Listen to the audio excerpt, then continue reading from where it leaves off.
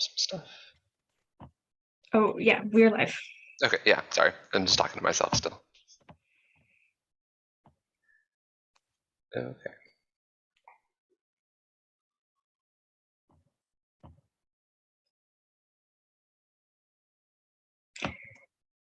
And we're good? Okay, cool. So it's exactly time.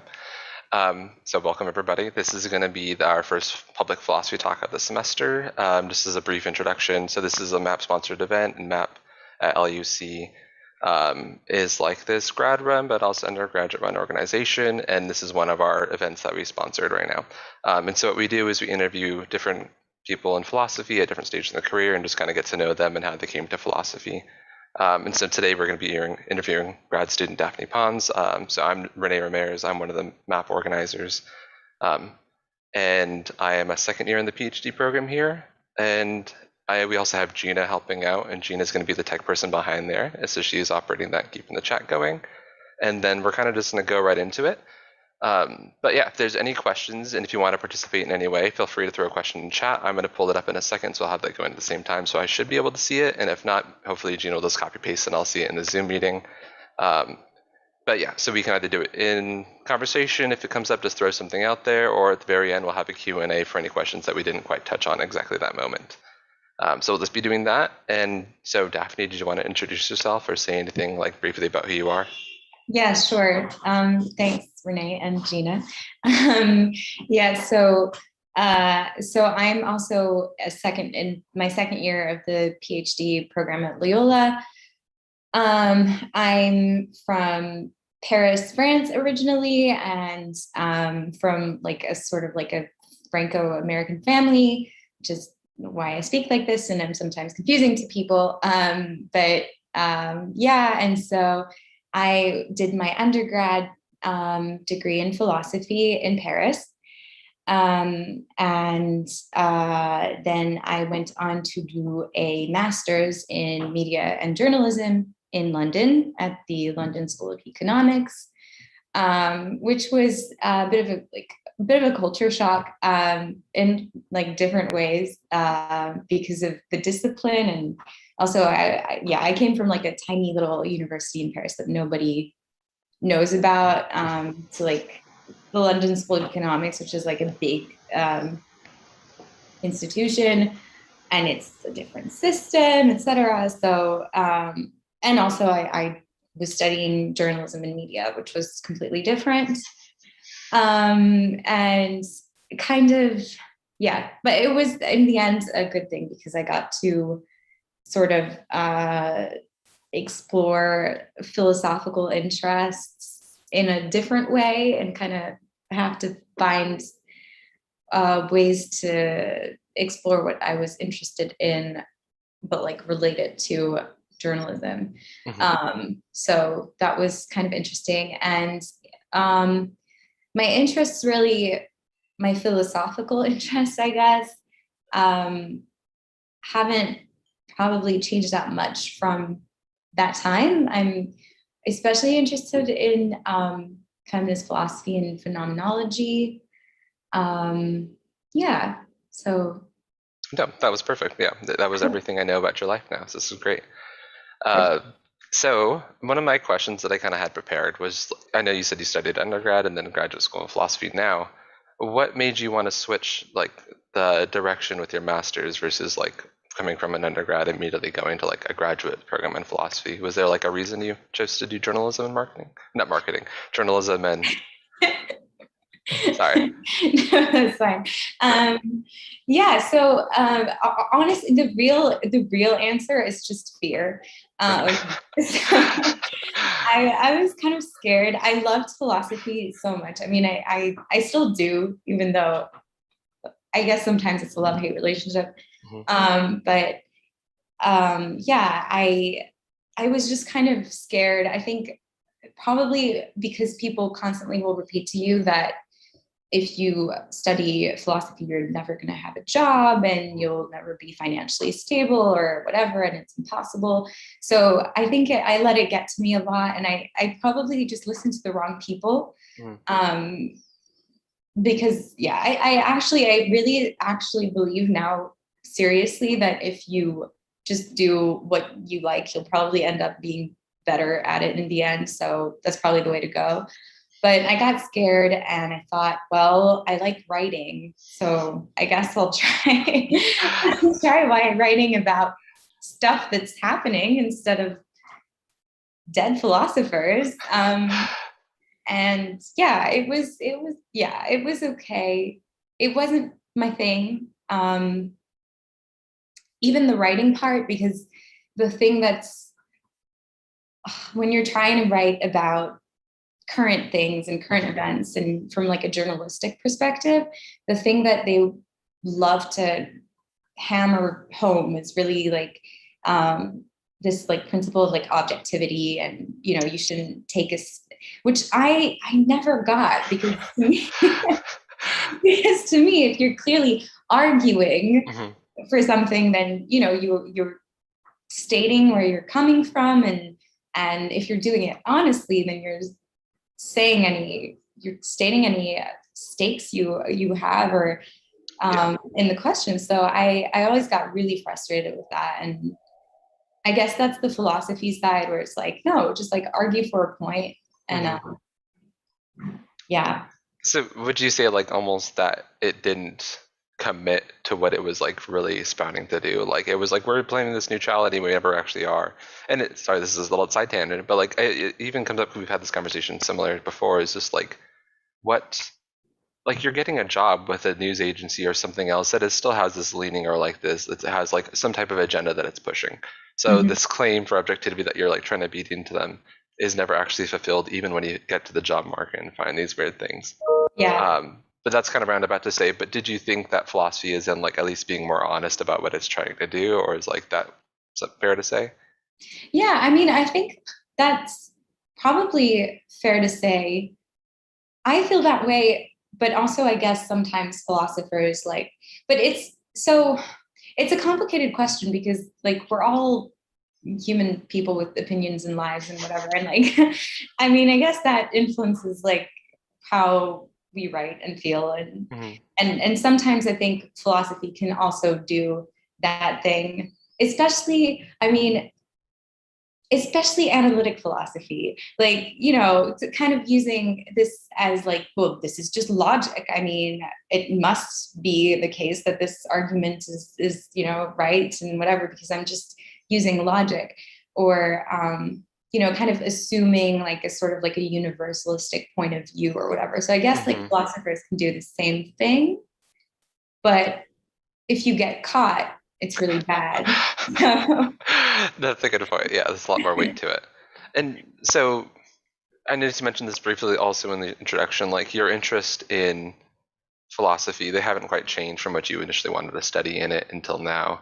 So can you tell us briefly about like your first like encounter with like the field? Like you obviously had it at a different stage than I did, and I think that was kind of interesting to share. Do you want to say more about it? Yeah, sure. I want to hear about your first encounter. We can do after yours then, for sure. So in France you have to take philosophy in high school. So that's like in the final year of high school. And people, it's so funny. This is just a side like anecdote story. I don't know if I'm allowed anecdotes. Yeah, cool. Yeah, good. But so I just like, this really funny thing happened to me recently when I was in Paris. I went to like the eye doctor, and she was asking me like, so what do you do? And I said, oh, I'm doing a PhD in philosophy. And she was like, oh, wow. I never got into it. Like, I guess I'm too Cartesian. And I thought that was so funny, because like French people love saying they're like Cartesian or whatever. Like it's a point of like national pride or something. Meaning like kind of like scientifically minded and like rigorous or whatever. But she said that like not knowing, I guess, or forgetting that is a philosopher. And then she started on her like whole thing about how we only have 1 year of philosophy in high school, and we should do more, and that would get us more interested in whatever. And French people love to talk about that, so I think it's funny. But yeah, so the point was really just yeah, everyone has to take this year of philosophy in high school. And I was immediately like really like very, very interested. Before that, I thought I was kind of like a literature person or whatever. That was like the closest thing I'd seen. But I wasn't really that good at it. Like I was fine, but there was always something like wrong. I wasn't that interested in like the stylistic. I wasn't enough interested in that stuff. And so when I had my first philosophy class, I was like, whoa, this is amazing. And my teacher at the time she chose to kind of introduce us to philosophy by starting with ancient philosophy, which is kind of, I guess, like a traditional, it's like very, contestable. But like, this whole idea of ancient Greece is the birthplace of philosophy and blah, blah, blah. So we started with that. And also it's interesting from like a pedagogical point of view, because it's not necessarily I was immediately interested, but if I had to sort of tell a bunch of 17-year-olds why philosophy is cool, I probably wouldn't start with that immediately. Yeah. Yeah. And so especially we started with, it was like Parmenides and like Heraclitus and like, the most difficult text possible, probably. Yeah. Really, yeah. This is difficult. Now at the time I was like, whoa, what if that? I'm like, being is just like constantly in movement and everything is always changing or not. I was wrong. Now it's not really like what I think about on a day, but my mind was blown that you could ask those questions. So that was super cool. And then I guess the point where it like really stuck was with feminist philosophy. That's where I was like, I want to keep doing this. No, yeah. And now, because I will now share too. So mine was kind of similar. We had, it's the thing I'm jealous of is I think I was ignorant as like until adulthood. Like I think when I started college at 19, I still hadn't like developed the critical mind. So I was still like, I had bad beliefs, I think, for sure. And I think philosophy is really helpful with pushing you out of that. At least you get it earlier in high school. But yeah, ashamed of that at least. But it was something similar. Like we started with a lot older of a text. I think the first week it was probably like something from the Republic, probably, and then after that we read like Buddhism and like the Tenfold Path. I hope that's right. But yeah, so like we had a different exposure, and yeah, obviously the thing I did like about it was hard, and like compared to like I started with biology, I did something different where it was like memorizing facts and then kind of like getting the general like basis of what you should know. But with philosophy, it's kind of like the opposite. It's like, well, just like start interrogating what you do know, and then figure out whether you like it or not, and then figure out where to question further. So yeah, I think we had similar, maybe not similar ones, but it's like the process of coming to enjoy it was something radically different from what we had until that point. Yeah. But is that fair? Like, is that a good statement? I guess I'm not sure if they're really equal stories at all. But. No, it definitely is. I feel like philosophy like can like, or hopefully, I guess like the part about it that I like is that I feel like it can be really humbling. Like, I when I was in my undergrad before I picked my final major, we had to have like had to pick two majors and then narrow it down. And my other one before I narrowed it down to philosophy was art history. And I mean, it's like ridiculous that I don't know, it's kind of like I sound like some old philosopher making like huge generalizations saying this, but I don't know, the way I kind of like to think about like the difference between art history and philosophy and the way that they taught it was kind of like with art history, you have to accumulate knowledge, and you need the more you know, the better your analysis of this painting is going to be, and the more you can make fine observations about this detail or whatever. And with philosophy, it's kind of like, well, you need to actually distance yourself from everything that you think you know. Mm-hmm.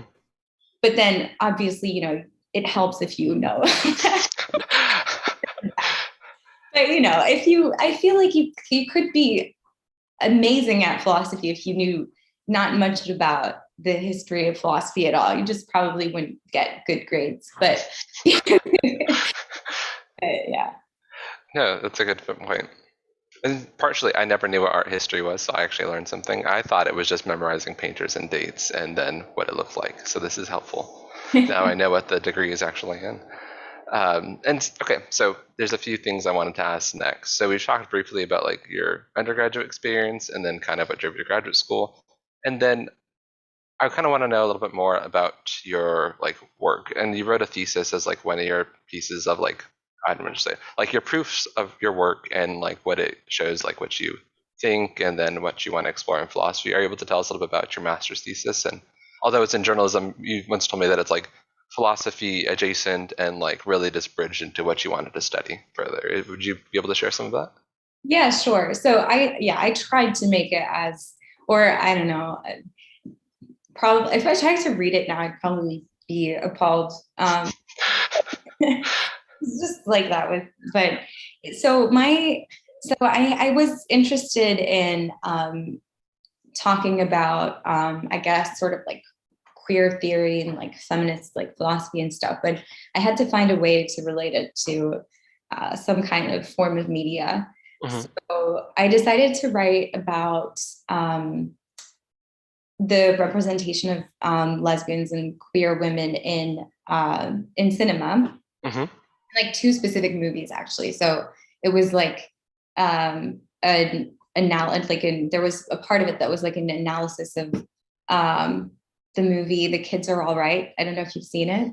And Blue is the Warmest Color, which is notorious, Mm-hmm. maybe even infamous, at least among lesbians. So so my argument was basically that I was using a sort of like a Barthian sort of framework, like from Roland Barthes, I don't know how much people use Roland Barthes. This is the first time I've ever heard the name. So would you be able to tell like a little bit like what the framework is? Sorry, this is just for me. So he's, I guess, like I think in France people consider him like a philosopher, also kind of like a linguist, like semiologist. Mm-hmm. So I was using his concept of myths. He kind of, I think at least, and this may not be right because I don't remember it that well. I think there's some sort of Marxist influence because he uses the concept of ideology, and so so he was interested in like the sort of process of like collective meaning making, Mm-hmm. especially in representation. So that could be like advertisements or movies or books or whatever. Mm-hmm. But especially visual, because he was also into photography. So I think more like audiovisual media. Mm-hmm. And so he had this idea that myths are created through kind of, I guess, like a sort of like a trope, like through representation, and that they work to preserve a certain social order. Mm-hmm. So they carry a certain power. So like representations are ideological, I guess. And so I was kind of using that. Oh, and there's also like underlying like an idea about, I guess, like meaning making and how, I mean, this is all like really not so fresh in my brain, but how like the collective meaning making and how sort of like individual perceptions of media like sort of create these like narratives. So I was using that to talk about lesbians in these two movies that I mentioned, and basically arguing that the representation lesbians or like queer women actually worked to reinforce a like sort of like compulsory heterosexual order. Mm-hmm. And it kind of stemmed from also the fact that I was in this like media degree, and I mean they professors and had professors who wanted to be progressive and blah blah blah. So it just became this whole thing talking about how it's so important to have representation of minorities, and we need to have shows about everyone and to be diverse, and this is great. And Netflix is so awesome now because every show has like a gay person, a black person, and blah blah. And I was kind of bored and tired of this sort of rhetoric because it wasn't critical at all. And so my point was basically that it's not just because you're including a couple of lesbians in a TV show that you're doing anything great, or that you're helping change norms in any way.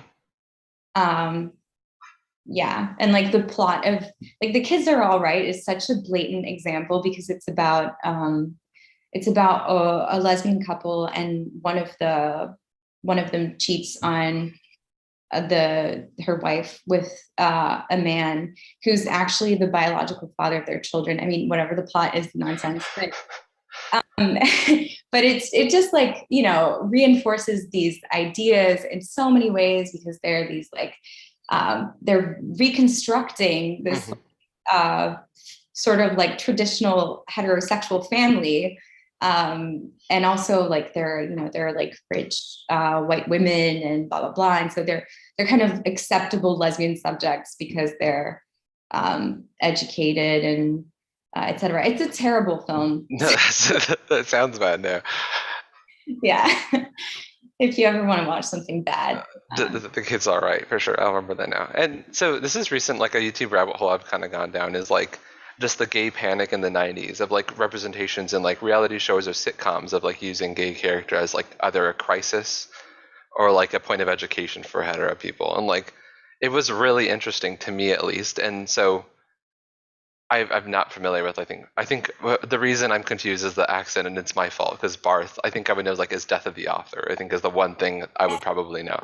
Okay. So that is how you pronounce it in like English, right? Yeah, how we butcher it. So this is perfect. That's my fault again. No, But yeah, so that's actually really interesting, and this is kind of going to segue, I think, a little bit more into what I was going to ask you. Is we both like reality TV, and like. This is something I'm excited to talk to you about, sorry. But so like the way you view or like the way you at least analyze film, do you feel like that carries over in like more, how do you say, like they're not casual representations, but they're like these, it's trying to give you a slice of life, like what reality show is trying to do. Like it's trying to show you how people are really, which is not the case. But at least, do you find that there's like representations outside of film and even like with TV shows or things that you've watched that you also feel have these stereotypes or these like, I think I like that she said like it's like a myth that reinforces and holds power and like is trying to like hold a structure of some sort. What is like something that you've at least come across that you would want to talk about? Okay. Right. I need to think about this. No, this is cool. So the reality TV show that reinforces, well, trying to think about something that I actually watch. Yeah, of course. Mm-hmm. Well, okay, so, all right. So that I'm going to talk about RuPaul's Drag Race, Okay. which I love RuPaul's Drag Race, but it definitely, especially I think earlier seasons of RuPaul's Drag Race did that even more. They're becoming, well, it's everything's shifted. It's like, well, they've adapted to what's become politically correct today, et cetera. But if you watch like older seasons of RuPaul's Drag Race, there is a lot of stuff that now people, it's just, you can't say that on TV. So, for example, I don't know, the judges would be like, to like a drag queen, like, why aren't you wearing heels? Like, you're supposed to be, you know, like imitating like femininity or whatever. So all these sort of like really essentialist views of gender and of what it means to like, you know, like sort of like, yeah, dress up as a woman, like you need to look a certain way and blah, blah, blah. So that's like, that's something that definitely happens. Like there's definitely these like representations that essentialize and circulate more harmful, you know, ideas, even when they're actually, you know, it's a subversive show. Like it's about drag queens. It's just a bunch of gay men dressing up as women. So it was unprecedented, and it did some interesting things. But now, retrospectively, I guess that, you know, that has some problems. And now it's shifted a lot, because now there's a whole there's a huge emphasis on, I mean, there's drama behind this, because RuPaul was like accused of being like transphobic and not wanting to have trans drag queens on the show. So that's the thing. So now, you know, there's more, which is great. Obviously, I think that's wonderful. But it's, what even was my point? Just that, yeah, I think like that's part of like reflecting certain larger narratives that are around gender, you know, and they do create myths. And I mean, I think it's still one thing I think is interesting about RuPaul's Drag Race, and that whole thing with RuPaul for a long time, basically not letting on like trans women onto the show, because it's like, oh, but you know, like that's cheating or something. Like if you're like, you can't, like it doesn't count. Like you can't do drag because you have to not be a bit, just a strange, like sort of like kind of essentialist idea. But it's interesting because they still haven't let like a cisgender female woman on the show. And, you know, that does exist. Like I think people call them bio queens, which is also, again, like, it's like, well, no, this is just, it's really like this whole, like, yeah, essentializing sort of thing, I guess. But it's interesting. And I still love RuPaul's Drag Race. I like to watch it. Yeah. And kind of criticize it sometimes and enjoy it. No, yeah, I know, I get you. And like we've talked about this before, this is like legit one of the only things I still have not seen in terms of like television. So I will watch it and we can have this conversation again, because to be honest, I don't know very much about it. And I think from what we talked about before, it's just like there's like layers, I think, of like discourse that are happening all at once. So when there's like the first part of being like subversive, and then there's also like the gatekeepy side of it, and this is like this like kind of mixed mash of things that are still developing until today. And I thought, like, what was I gonna say? Let me see, what was it? I just think it's fascinating to be like capturing it like as it happens and as it develops, and we have this like kind of slice about how these views were like treated at one specific time versus another, and like it still being under fire despite being like a subversive show. There's just like so many things happening at once, and it's once terrible when they say the wrong things.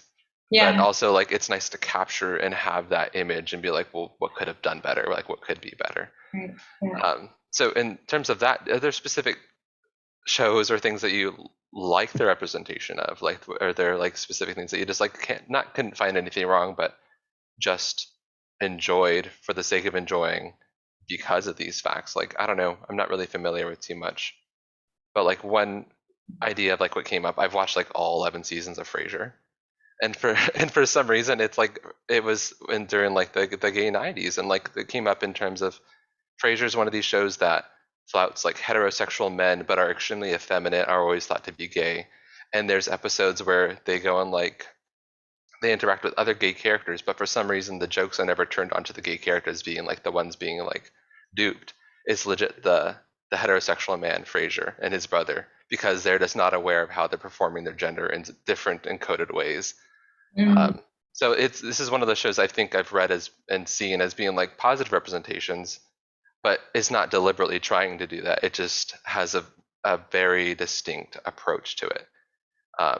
And I don't know the technicalities of that approach, but I just love the show, and so far I can't find too many things wrong with it. So, but are there things that you quite enjoy similar? So I'm trying to think. I don't know. Like it's difficult. I really love the show The Handmaid's Tale. Mm. But I think it does. Have you seen it?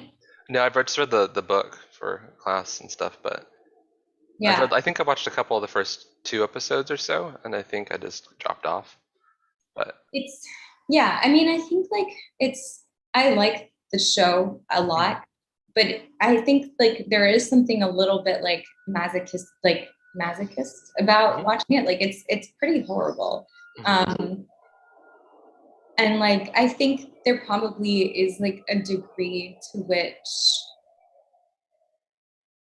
it poses some like like important questions about like, well, I mean, they're not really questions, just like kind of makes like statements or like shows, horrible dystopian mhm, universe where like women's rights just completely disappear. I mean, I think like that's interesting. There's also probably an extent to which like it it kind of maybe like reproduces like a certain violence oh, by doing interesting. that. Maybe, I don't know.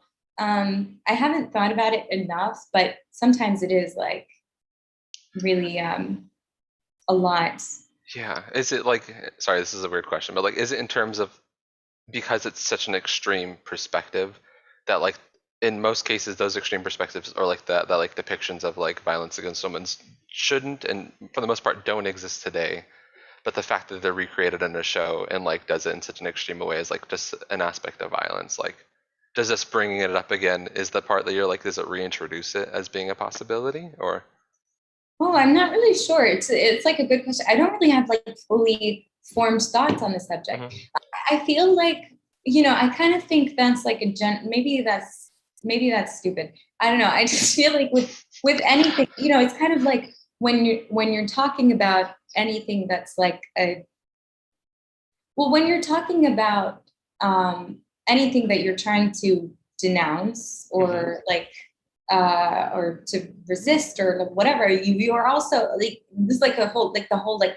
Pillgian thing. I mhm, do actually think that's kind of I see that, like I believe that. I don't like mhm, like denouncing or resisting whatever, it is also like re-invoking the power of the thing that you're resisting. So I mhm, think, yeah, there is like but then at the same time it is important work to be done, mhm. but it's kind of painful to watch. um yeah. Yeah. Do, how do I say this? Is it? Do you feel like you're drawn to it for the fact that it introduces these topics, or is it like the show in itself? Like you liked it for the story, or like the is it just what you would find like a piece of art that you just love to enjoy, or is it because it invokes these topics and like because it's in this relatively adjacent field that you're interested in? Like, what is the lore to you? um it's a good question. Like I think there's several aspects to it, like the like probably the initial point that draws me in Hmm. is probably like, oh yeah, this is like a show about like, like a feminist issue. Um, but that's probably only like the tiny, the like instant thing that Hmm. pulls me in. Like it's actually just like artistically really well made. Hmm. And um it like it's just like the filming's good and like Hmm. everything. Like, I mean, it's true though. Like, there's some really like, dramatic angles and everything. I'm not a like, but it's compelling visually. And there's like also the like complexity of the characters, because there's no one is like just maybe they're like the commander guy as like pure evil, but even, you know, it's like also a show about how women are participating in the system that oppresses them, and they're oppressing others, and it poses a lot of questions. Also, you know, another thing I didn't say earlier was the way that they show motherhood. It's probably interesting. I haven't actually thought about it very critically until like literally just now, but there is this idea of like, you know, this like bond, like the mother that's been like torn away from her child, that's been taken away, and like she needs to save her. And it's like, that's interesting because it also shows like sort of like the pervasiveness of this like sort of like guilt, you know, like she's abandoned her child, when it's like, well, no, it's the whole system like completely abusing her. That's like taken away her everything.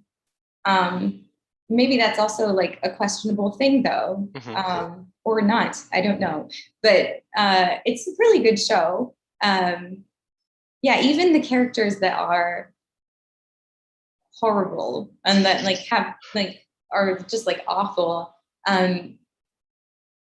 you kind of, you know, are made to see their, if not empathize, although maybe you are actually made to empathize with some of the, you are, you at least like their perspective is like, yeah, is actually shown. Yeah, it's a good show. And like, imagine you're conflicted in like wanting to empathize with them or not, and like, I don't know. So this is similar and related. We had talked about before, like just because what your interests are in philosophy, and at least how you want to engage like through like a feminist life, and like you value these like very political. So a lot of philosophy is political, but I'm saying like you have something that's very tangibly political, and these are always have some sort of like value, and then how you live your life outside of that. Do you find that it's hard to just like turn off and just like watch something or just experience something and not feel that reaction, or do you feel that that itself is like just something that it's just impossible at this point? It just not only education but just knowing better, like not as a through academics, but like or through academia, but just like knowing better and just experiencing something and just knowing you have an alternative. Do you find it's hard?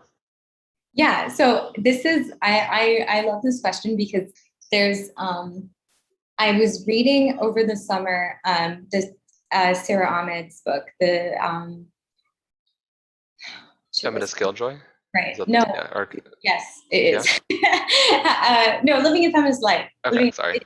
No, but you're right, because Feminist Killjoy is like, she uses that concept in there all the time, but I think she also has a different book called that, or it's an article, or it mentions the word, and that's the only reason I know, and it's because of you. So this is why.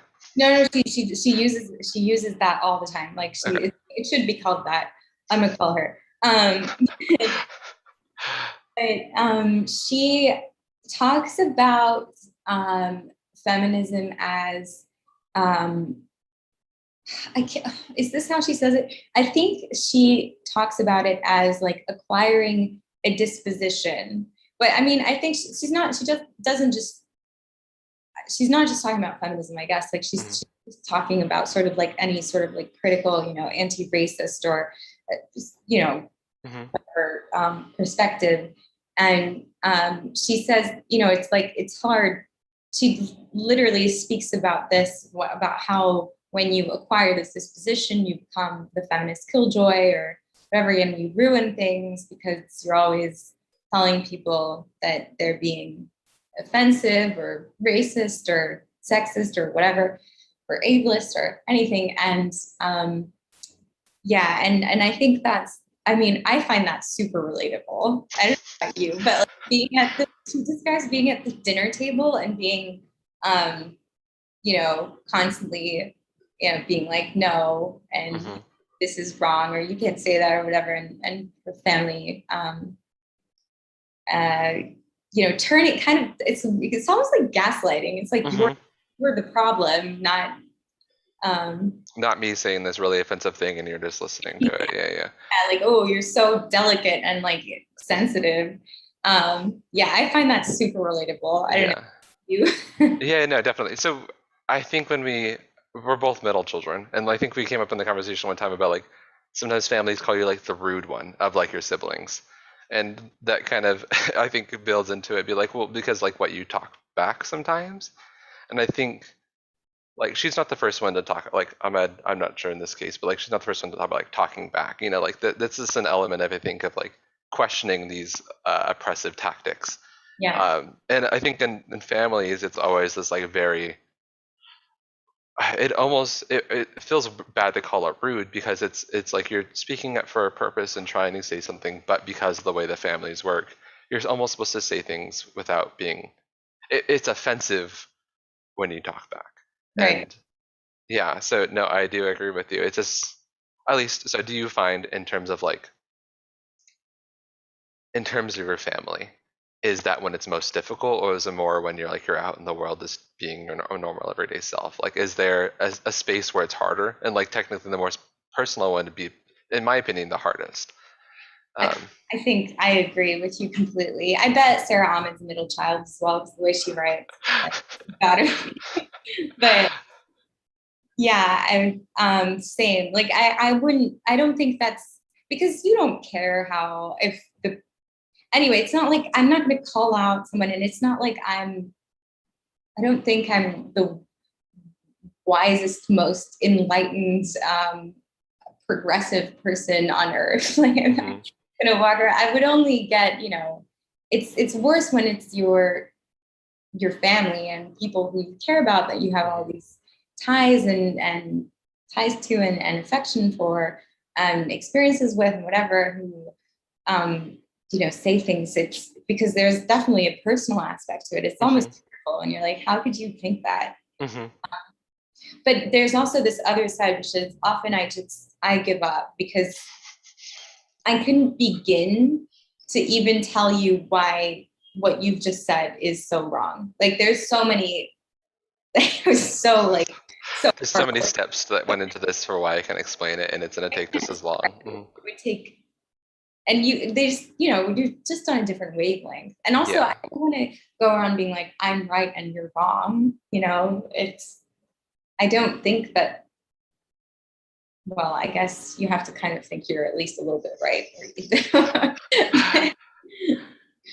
But yeah, it's a tricky thing. No, and this is going to be another question about this, but not so much like you need to have the answer, but like what do you think is the best way? Like calling, this is going to sound problematic maybe, but like calling out in this like sense of, when someone's done something wrong, you have a very clear morality of like, this is something wrong that happened and we need to like some type of retribution for, or like some type of addressing of the situation. And like with family, it's one of these things where there's like maybe a power dynamic. Do you think it's worth, is it through education? Is it through this addressing in the very moment as the instance happened? Like what is the point that you have to institute to, do you think, have these changes like in these close relationships with people that are older or like something like that? What do you find? What do you think? This is a super broad question. This is like unfair. But what would you think? So how to try and have like a good dialogue with people. But it's so difficult because it has to be based on some kind of reciprocity. And when someone's so closed off and they already think they've got the answer, you can't really speak to them, or they won't listen back. And on top of that, there's just like, I guess there's obviously there's power dynamics. There's certain people in positions that have authority over you, and so it's a tricky thing. I mean, yeah, I think it would be, as like the child, it's hard because it's kind of like I'm powerless. Yeah, I don't know. What would you say? I don't know. I feel like maybe it's a mix. Like, of course, parents, I guess the good thing is the parents will love you unconditionally, like hopefully, if they ask about it like they do.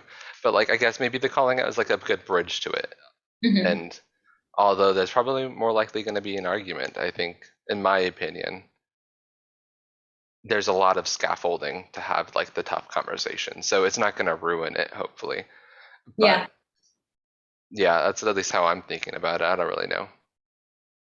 Yeah, just depends. But it is like one of these. In my opinion, this is like one of those things that's like I think hardest to like.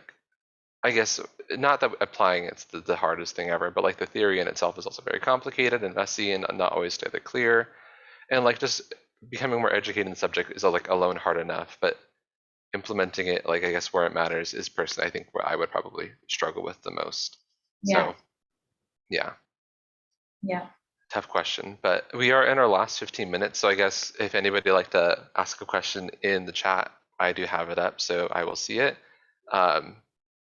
But until I see something, I can just keep talking as well, if that's cool with you. Yeah. Perfect. So maybe one of the last things I had to ask was like, because we're in this later stage of like education and trying to do like professional philosophy, do you find that like that initial spark has changed over time? So like what first got you interested in questioning it, for like that like palatable difference of like life before it and then after it, do you think that taste has changed for what keeps you interested in wanting to participate in philosophy? Yeah. Or yeah, so that's a broad one, but No, that's a really good question. And I think it has changed, even though I'm still kind of interested in the same things or the same areas. Because yeah, there's not this exactly the same kind of immediate infatuation after a while. Being in a relationship with someone now.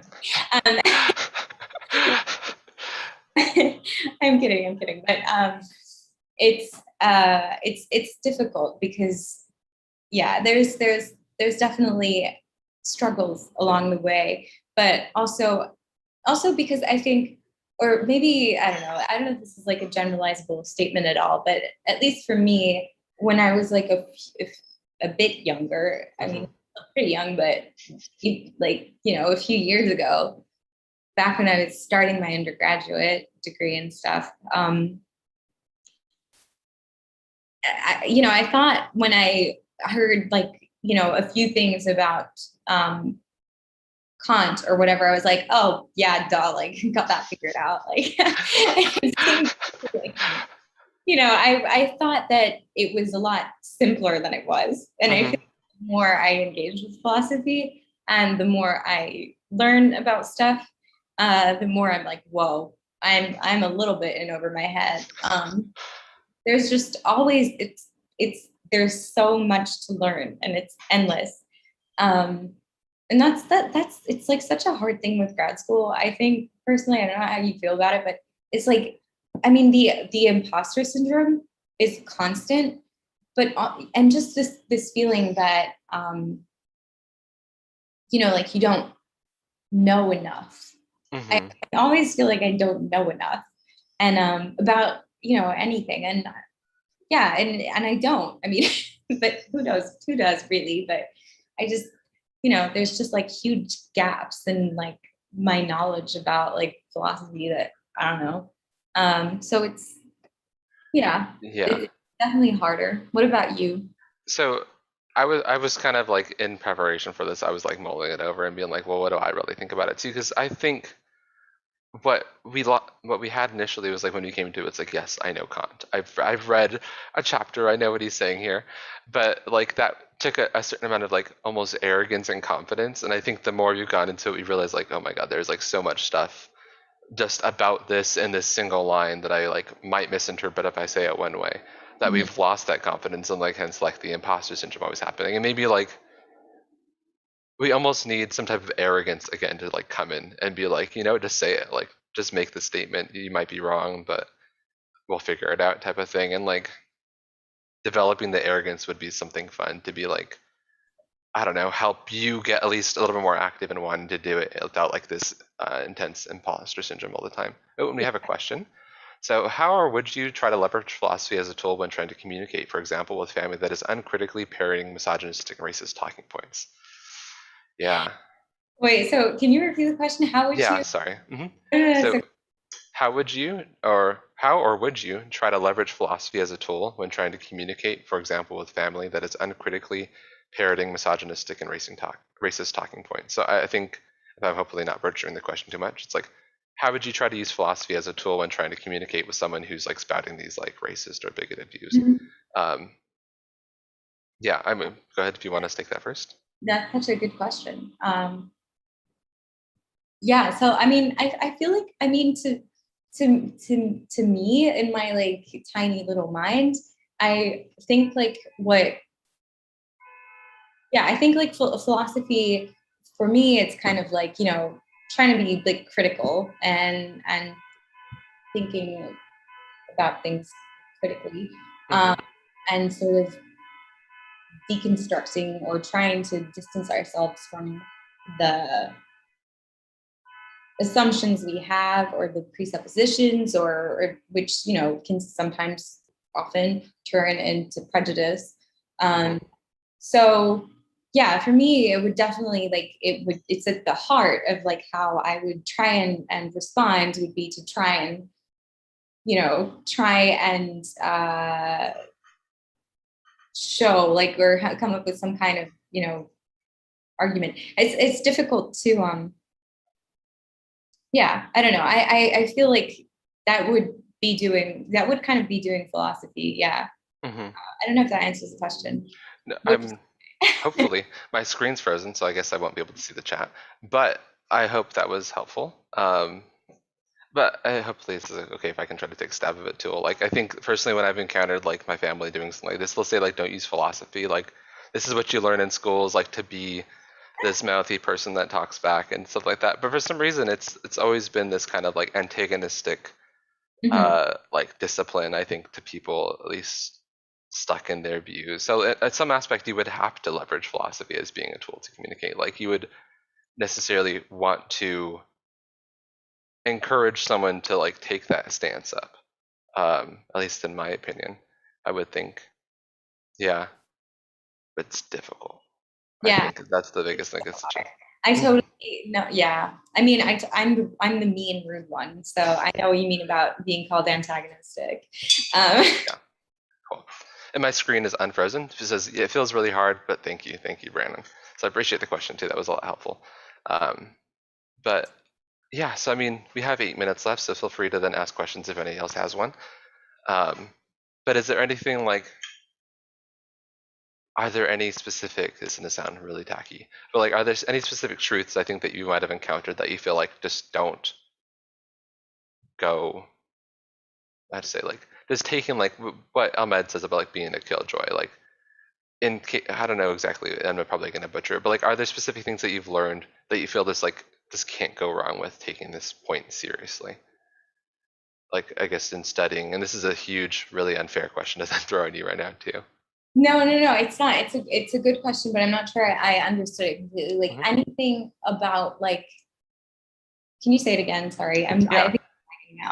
That's cool. So like in philosophy, are there specific like things that you just now know for sure? It's like, well, I have to take this seriously because if not, like it's just wrong not to. Yeah. But such a good question. I don't know. My instinct is to say like I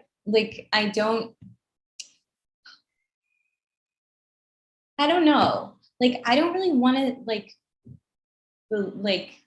want to believe in like absolute truths. So I feel like I don't know, like something like a sort of like a concept or an idea that I would like not question. I feel like that could potentially be kind of a sketchy thing if you did that because yeah, if you stop like questioning an idea, then maybe that's not great. I don't really know. Like, I don't know. But then there's also, I guess, like sort of like like theoretical like sensibilities that you have, or like concepts or like authors that you know, kind of feel like close to you in a weird way, and that you always feel like are at the back of like your in the background of how you think about stuff. And for like that, I would say like, I mean, I'm kind of obsessed with Judith Butler. So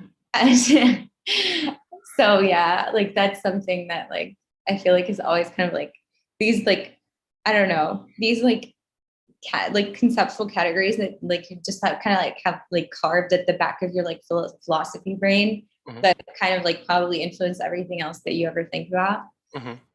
What about you? What are your concepts and like authors? So I do like Judith Butler too, but not to piggyback too much. I don't know. There's like trying to think back, because this is really unfair that I did that. I was listening and I just didn't prepare my answer. I wasn't ready to put in the spot. I'm sorry. But yeah, I think like, this is gonna sound super basic. Like Descartes, like this the fact of like the skepticism. Like I think a lot of like although it's like in that case of Descartes, like being put in metaphysics and like interpreting what you doubt to be true, like you just have to unpeel until you're absolutely sure about what you know. But like in terms of like political beliefs, a lot of people just lack the skepticism, in my opinion. Like I am so unsure about what to say all the time, and that's because I'm skeptical that I'm right. And in my opinion, that feels like something that a lot of people should like take up. Like that skepticism of just feeling right is something that I kind of enjoyed. And like, of course, it's basic to tie it back to Descartes, because I'm pretty sure someone else said it somewhere else, like something differently. But basic. but yeah. So and then we had actually a second question, not to like throw the. Hopefully that was satisfactory to you, Daphne. But like to throw the Gina had a question. So there's like, what skills or tools do you think you've learned from philosophy that you found really valuable? Are there like concrete things that you like that you feel like you picked up because of the discipline? Um, that's also such a good question. I wish I had more skills and then I could speak.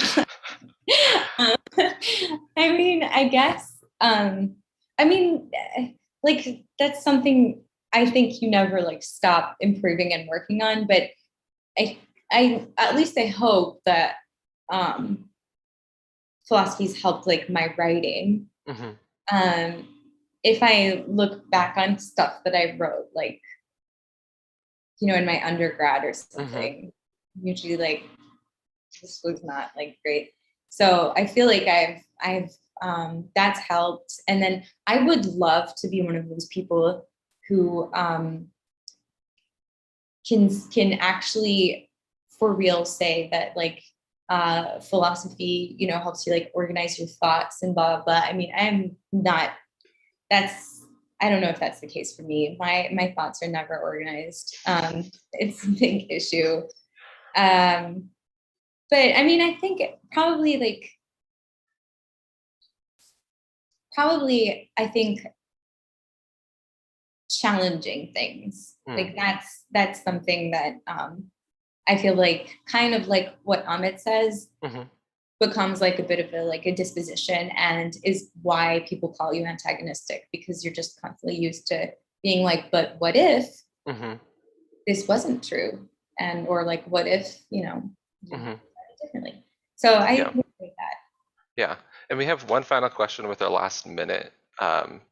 It's what do we do when we realize my philosophy or paper or belief might be wrong? How do I have to be accepted to it, or like do I have to like is it fine not to accept the belief that you were wrong at some point?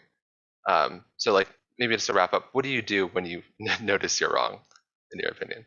What do I do when I notice I'm wrong? Do you just accept that you're wrong and move on, or do you have to like reject it? What is your like then like position that you take?